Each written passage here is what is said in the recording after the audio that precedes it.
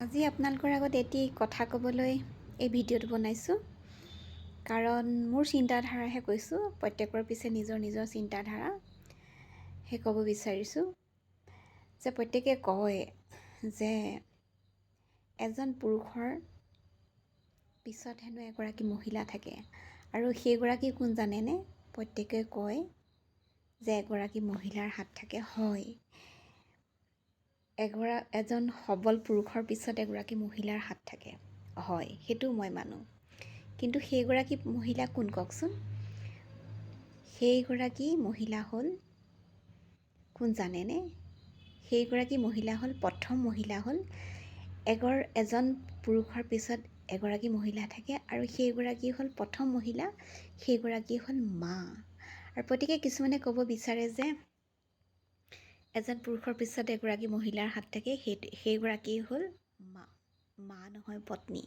কেনেকৈ হ'ব পাৰে? কেনেকৈ পত্নী হ'ব পাৰে? কাৰণ তুমিতো পিছত আহিছা ন।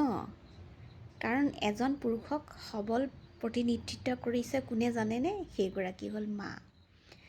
কাৰণ মায়ে জন্ম দিলে, মায়ে শিক্ষা দিলে, মায়ে সকলোখিনি ধৰ্ম নীতিৰ পৰা আদি কৰি সকলোখিনি শিকাই বুজাই ডাঙৰ দীঘল কৰি সবল সুস্থ পুৰুষ এজন কৰি দিলে। আৰু তুমি আকৌ এনেই ক'ব বিচাৰা যে নহয়, পত্নীৰহে আছে। নহয়, পত্নীৰ নহয়, সদায় এজন সবল পুৰুষৰ পিছত এগৰাকী মহিলাৰ হাত থাকে, আৰু সেইগৰাকী হ'ল মা।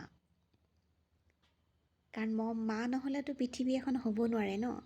যেতিয়াহে তুমি পত্নী হৈছা প্ৰথম, তাৰপিছত মা হ'বা, তাৰপিছত ক'বা যে মই কিমান কষ্ট কৰি জন্ম দিলোঁ এটি ল'ৰা, এটি ছোৱালী, আৰু সেয়া কি কৰিলোঁ?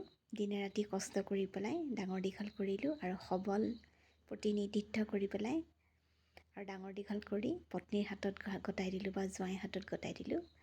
আৰু সেই পত্নীগৰাকী মা হ'ব, ছোৱালী আছিলে বোৱাৰী হ'ল, পত্নী হ'ল, তাৰপিছতে মা হ'ল। সেইকাৰণে কৈছোঁ যে এগৰাকী সবল পুৰুষৰ পিছত থাকে মহিলাৰ হাত থকা, হ'ল সেইগৰাকী হ'ল মা। পত্নী কেতিয়াও হ'ব নোৱাৰে, নেভাৰ। আপোনালোকে মন্তব্য কৰিবচোন।